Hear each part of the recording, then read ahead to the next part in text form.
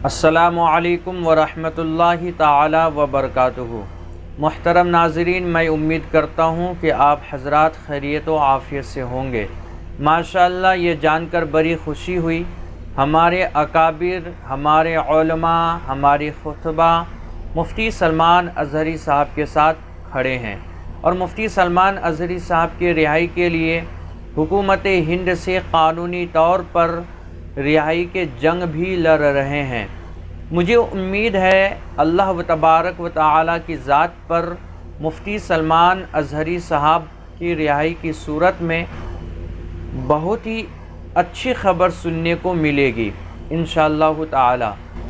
मैं अभी देख रहा था देवबंदी मकतब फ़िक्र के एक ख़तीब मौलाना अब्दुल्ला सालिम साहब और एक बरेलवी मकतब फ़िक्र के ख़तीब क़ारी ज़िक्रुल्लाह, जब ये दोनों हज़रात के वीडियो मैंने देखा तो मुझे बेहद खुशी हुई। हमारे ख़तीब भी मुफ्ती सलमान अज़हरी साहब के साथ खड़े हैं। आइए हम वो वीडियो देखते हैं। पहले मौलाना अब्दुल्ला सालिम साहब ने अपना दर्द बयान किया, इस वीडियो को देखते हैं। आइए हम सबसे पहले वो वीडियो देखते हैं। बरेलवी मकतबे फ़िक्र का आलिम दीन, कल शायद गुजरात में उनका प्रोग्राम था, ट्विटर पे देखा, मुफ्ती सलमान नाम करके है, उनको एटीएस वालों ने पकड़ लिया कि आपने अपने अशार के अंदर, आपने अपने जुमले के अंदर में कुत्तों से ताबीर किया, किसी का कुत्तों से शायद उनका नाम लिया गया है।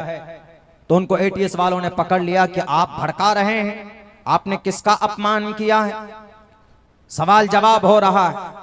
टोपी और दाढ़ी वाला था, मौलाना था, सलमान नाम था, शेरवानी थी, तो आपने पकड़कर फौरन अंदर कर दिया। वहीं पर राजा सिंह तो बहुत भूखता है, वो तो कुत्ते ही की तरह भूखता है, उसको नहीं पकड़ा जाता। उत्तर प्रदेश के अंदर में कई सारे ऐसे लीडर हैं जो हिंदू मुस्लिम को लड़ाने के लिए बातें करते हैं। सोशल मीडिया में सैकड़ों वीडियोस मौजूद हैं, आप देखेंगे तो आपको पता चलेगा कि अनाप शनाप माइनॉरिटीज के खिलाफ गाली बकते हैं। किसी को एटीएस वालों ने पकड़कर अंदर नहीं किया। हम लड़ते रहे आपस में, अरे नहीं नहीं, सलमान अज़हरी साहब तो देवबंदी मकतबे फ़िक्र का था, मानता हूं देवबंदी, ये बरेलवी मकतबे फ़िक्र का था, मानता हूं कि बरेलवी, देवबंदी, अहले हदीस मकतबे फ़िक्र अलग अलग हैं, लेकिन आपको टारगेट सिर्फ इसलिए किया जाता है, you are Muslim, you have topi and dadhi, you have pagdi. उसको इस बुनियाद पर अरेस्ट नहीं किया है कि तुम बरेलवी हो। मौलाना मुफ्ती अब्दुल समी को इसलिए नहीं पकड़ा गया था कि तुम देवबंदी हो। मौलाना कलीमुद्दीन सिद्दीकी को इसलिए नहीं पकड़ा गया था कि भाई आप नदवी हैं, आप देवबंदी हैं। मौलाना जर्जीस को इसलिए नहीं पकड़ा गया था कि भाई आप अहले हदीस के तर्जमान हैं। डॉक्टर जाकिर नायक को इसीलिए बैन नहीं किया गया कि आप अहले हदीस हैं, इसलिए टारगेट किया जाता है, यू आर मुस्लिम। अरे जब काफिर और मुशरिक आपको मुसलमान समझते हैं तो भारत का, पूरी दुनिया का मुसलमान अपने आप को मुसलमान क्यों नहीं मानता? एक दूसरे की मदद में क्यों नहीं खड़ा होता? सवाल करना चाहिए गुजरात एटीएस से कि मुफ्ती साहब ने अगर कुत्तों से ताबीर की है तो कोई गलत नहीं की, इसलिए कि बेटियों की इज्जत को लूटते हैं। 17 बेटियों की इज्जत लूट कर उनके कंकाल मिलता है यहाँ मुजफ्फरपुर बिहार के अंदर। मासूम बच्ची जाती है पढ़ने के लिए, उनके ऊपर पेट्रोल डालकर जला दिया जाता है। तो ये कुत्ता नहीं है तो क्या है? ये कुत्तों जैसी सिफत है। अगर उन्होंने बोला है किसी को तो गलत नहीं बोला है। एटीएस वालों, ईमानदार बनो, देश के मुजरिमों को पकड़ो। आपकी हथकड़ी विजय माल्या के हाथ में नहीं लगती, आपकी हथकड़ी मेहुल चौकसी के हाथ में नहीं लगती, आपकी हथकड़ी और दूसरे बाल मुकुंदाचार्य के हाथ में नहीं लगती जो देश के कानून और संविधान के खिलाफ बोलते। एक मौलाना, एक टोपी और दाढ़ी वाला जो सुन्नत रसूलुल्लाह का गुलाम है, जो आशिक रसूल है, जो अमन की बात करता है, जो सुकून की बात करता है, उनका मतलब यही था कि आज जुल्म का बाजार गर्म है। आज हर तरफ देखो तो जानवरों के बिल मुकाबिल इंसानों की कोई कीमत नहीं रह गई है। जानवरों को पूजते हैं लोग, इबादत करते हैं, और इंसानों को लोग मारते हैं तलवारों से। ये कुत्तागिरी नहीं है तो क्या है? इस हैसियत से अगर उन्होंने बोला है तो ये गलत नहीं है। दुनिया के किसी भी विद्वान से पूछ लीजिए जाकर के आप।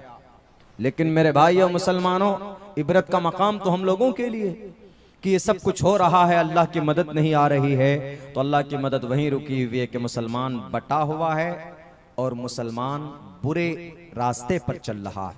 न नमाज मुसलमान पढ़ता है, न मस्जिदें आबाद मुसलमान करता है, और न कोई लायहाय अमल है अपनी जिंदगी गुजारने की मुसलमानों की।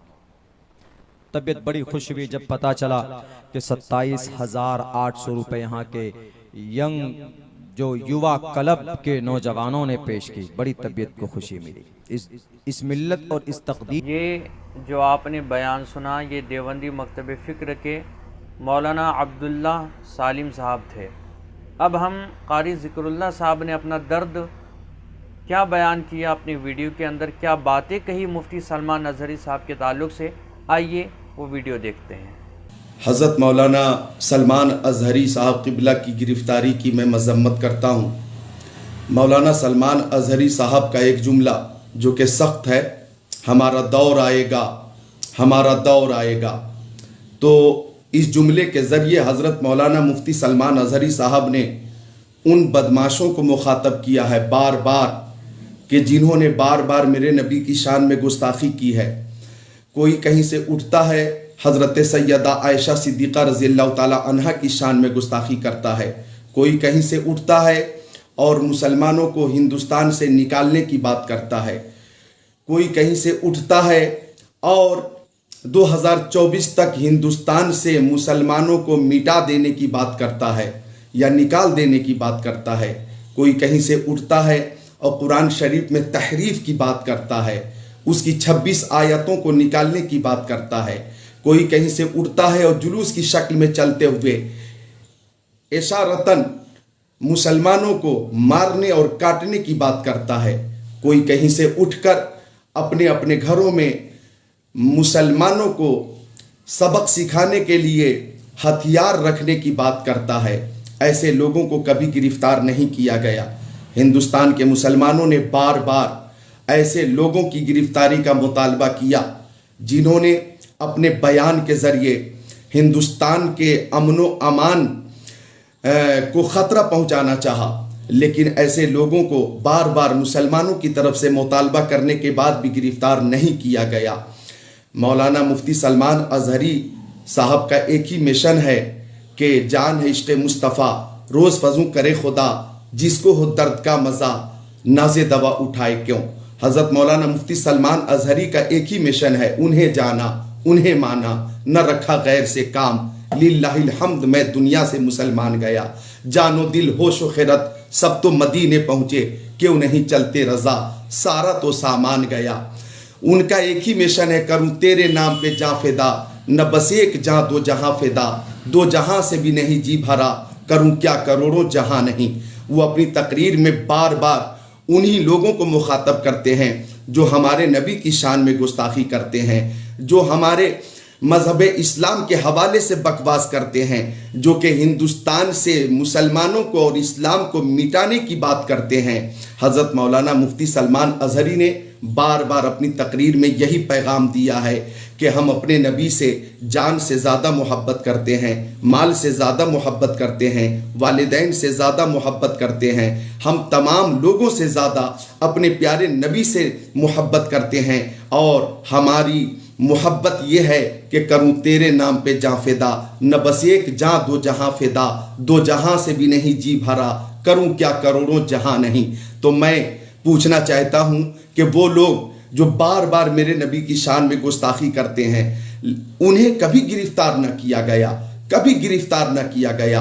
हज़रत मौलाना मुफ्ती सलमान अज़हरी का वो जुमला कि हमारा दौर आएगा, क्या मतलब? हमारा दौर आएगा, इंशाअल्लाह एक वक्त ऐसा आएगा कि इन्न दीन इंदल्लाहिल इस्लाम, ये बात सबकी समझ में आ जाएगी। हमारा दौर आएगा, इसका मतलब ये है कि इंशाअल्लाह ताला वो वक्त। जी, मैं उम्मीद करता हूँ कि ये बात आपको समझ में आ गई होगी। मुफ्ती सलमान अज़हरी साहब के लिए दुआ करें। मुफ्ती सलमान अज़हरी साहब के लिए दुआ करें कि अल्लाह व तबारक व ताला उनके हक़ में बेहतर फ़ैसला फ़रमाएँ। और अल्लाह की ज़ात पर यकीन है अल्हम्दुलिल्लाह ज़रूर मुफ्ती सलमान अज़हरी साहब बहुत ही जल्द रिहा होंगे। आप हज़रात भी दुआ करें और मुफ्ती सलमान अज़हरी साहब के साथ रहें। मुफ्ती सलमान अज़हरी साहब के लिए आवाज़ उठाएं, आवाज़ बुलंद कीजिए और मुफ्ती सलमान अज़हरी साहब के लिए बिलखुसूस दुआ फरमाएँ। आमीन या रब्बिल आलमीन। अल्लाह व तबारक व ताला मुफ्ती सलमान अज़हरी साहब की हिफाजत फरमाएँ और अल्लाह व तबारक व ताला मुफ्ती सलमान अज़हरी के हक़ में बेहतर फ़ैसला फरमाएँ। आमीन या रब्बिल आलमीन।